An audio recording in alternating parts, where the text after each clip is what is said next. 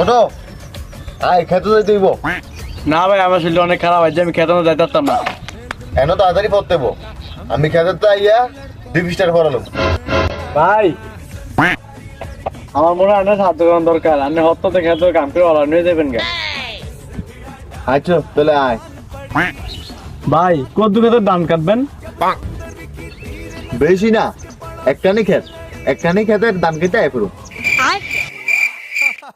না ভাই আমার ভবিষ্যৎ আমার ফলের মধ্যে আমার হত্যে দাও।